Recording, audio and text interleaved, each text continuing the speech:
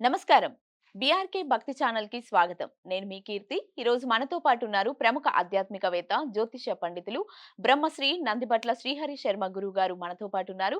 గురువుగారిని అడిగి మనకున్న సందేహాలను నివృత్తి చేసుకుందాం.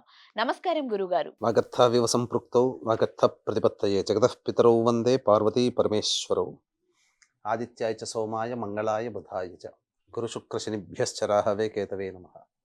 శృంగేరి జగద్గురు పీఠాధిపతులకి కంచి పీఠాధిపతులకి నమస్కారములు తెలియజేసుకుంటూ కార్యక్రమాన్ని ప్రారంభిద్దాం. గురువుగారు, మాకున్న ఒక సందేహం ఏంటంటే, శివరాత్రి ముందు రోజు ఇంటిని ఎలా శుభ్రపరచుకోవాలి?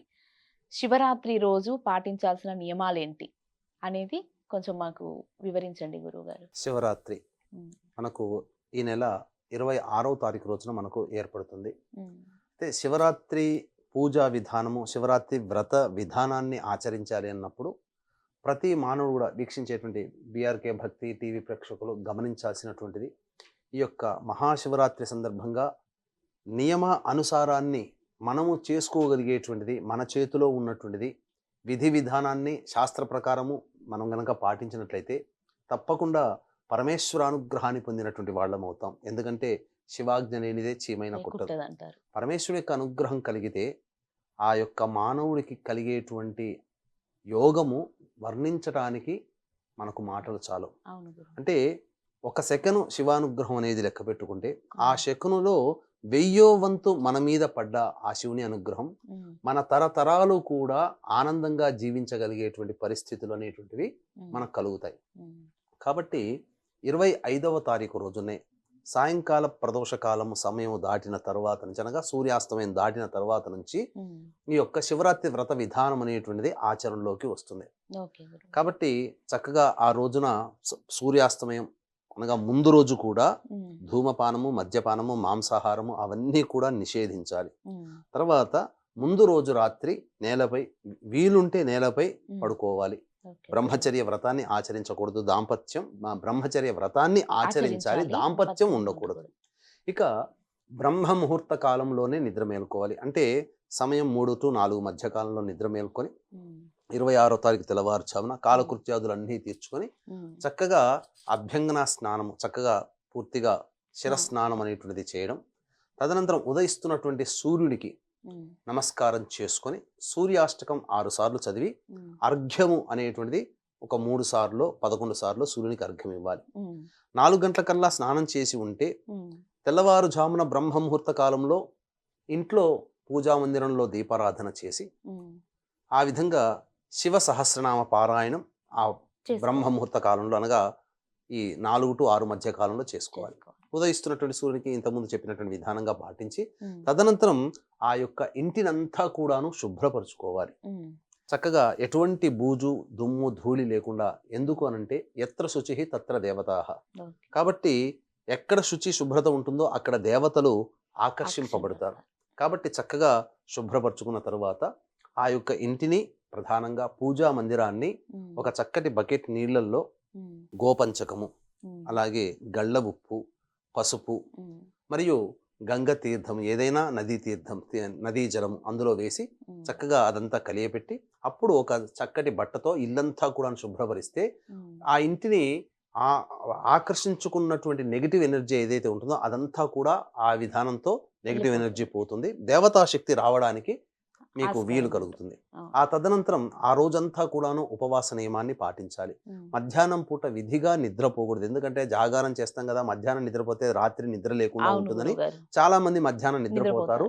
అది నిద్రపోకూడదు. ఆ ఓకే. రోజంతా కూడా శివనామ స్మరణ చేసుకుంటూ అప్పుడు అసలైనటువంటి శివ పూజ అనేటువంటిది సూర్యాస్తమయ తదనంతరం ప్రారంభమవుతుంది. హ్మ్. కాబట్టి సూర్యాస్తమయం కంటే ముందే హ్మ్. కాలకృత్యాదులన్నీ తీర్చుకొని చక్కగా సాయంకాలము 5:30-6 మధ్య కాలంలో శివాలయానికి చేరుకొని హ్మ్. శివాలయంలో ఉన్నటువంటి నవగ్రహాల చుట్టూ శివాయ నమః అంటూ 27 ప్రదక్షిణలు చేసి హ్మ్. తదనంతరం నంది దగ్గరకు వచ్చి నంది యొక్క అనుగ్రహాన్ని, అనగా నందికి నమస్కారం చేసి హ్మ్. ఈరోజు శివుని మహాశివరాత్రి పర్వదినం సందర్భంగా శివుని దర్శించుకోవడానికి వచ్చాను. హ్మ్. ఆ శివ దర్శన ఫలితాన్ని నా ఖాతాలో వేయు. ఆ శివానుగ్రహాన్ని నాకు ప్రసాదించమని ఆ శివుడికి నా తరపున నీవు చెప్పబోయా నందీశ్వర అని చెప్పి ఆ నందీశ్వరుని దగ్గర అనుజ్ఞ తీసుకొని హ్మ్. శివాలయం, అనగా ఈశ్వరుని దర్శనం చేసుకొని హ్మ్. వీలైతే ప్రదక్షిణలు చేసి తదనంతరం ఇంటికి 6:30 కల్లా చేరుకోవాలి. ఓకే. ఇక విధిగా మానవుడు చేయాల్సినటువంటిది ఏంటనంటే ఈ శివరాత్రి రోజున 4 యామములలో అభిషేకం అనేటువంటిది చేయాలి. ఓకే ఈ 4 యామములు అనేటువంటి అంటే 4 కాలాలు అని చెప్పి మనకు చెప్పబడి ఉంది.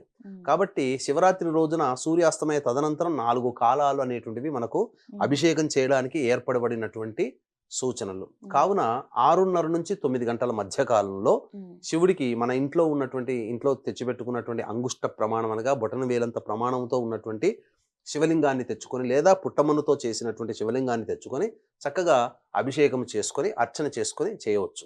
అది 6:30 to 9 మధ్యలో. మళ్ళీ రాత్రి 9 to 9:30 మధ్య కాలంలో కాస్త గ్యాప్ ఇచ్చేసేసి 9:30 నుంచి 12 గంటల కాలం మధ్య కాలంలో మళ్ళీ అభిషేకము అర్చనాది కార్యక్రమాలు చేసుకోవాలి ఈశ్వరుడికి. అది 2వ యామకాలం అవుతుంది.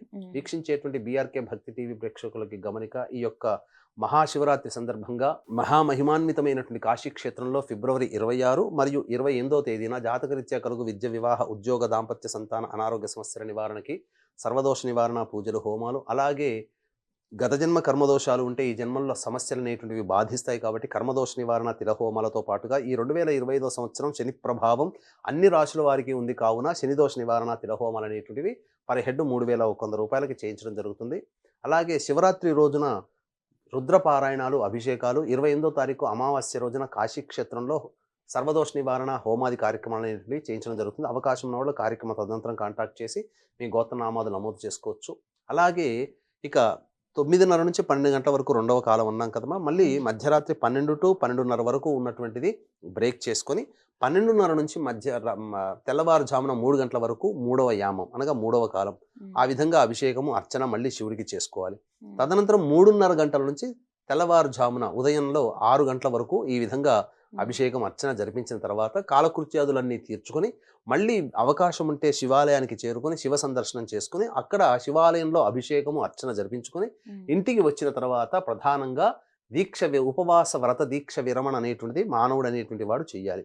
ఆ విధంగా ఉపవాస దీక్ష విరమణలో భాగంగా ఇంట్లో ఆ రోజున శాకాహార భోజనం అనేటువంటిది చేయాలి. కాబట్టి ముందుగా అతిథి అభ్యాగతులకి చక్కగా ఈ యొక్క అన్నదాన కార్యక్రమాలన్నింటినీ కూడాను జరిపించుకొని తదనంతరం దంపతులందరూ కూడా అన్నదానం అనగా ఎవరికైనా ఇంటికి వచ్చినటువంటి అతిథులకి లేకపోతే వృద్ధాశ్రమంలో ఉన్నటువంటి వారికి, అనాథాశ్రమంలో ఉన్నటువంటి వారికి వారు తినగలిగే పదార్థములు అన్నీ వాళ్ళకి అందచేసి ఇంటికి వచ్చి దంపతులు ఇద్దరు కూడా భోజనం చేసినట్లయితే ఆ యొక్క శివరాత్రి వ్రత విధానాన్ని పాటించిన వాళ్ళు అవుతారు, శివానుగ్రహాన్ని సంపూర్ణంగా పొందిన వాళ్ళు అవుతారు అని చెప్పడంలో ఏమాత్రం సందేహం లేదు. ఇది మనకు లింగ పురాణాంతర్గతంగా చెప్పబడినటువంటి శివరాత్రి నియమ వ్రత విధాన కార్యక్రమం అని చెప్పవచ్చు. ఓకే గురువు గారు, చాలా చక్కగా వివరించారు. శివరాత్రి రోజు మేము పాటించాల్సిన నియమాలని చాలా చక్కగా మా ప్రేక్షకులకు అందజేసినందుకు ధన్యవాదాలు గురువు గారు. సర్వం శ్రీ ఉమామహేశ్వర పరబ్రహ్మార్పణమస్తు.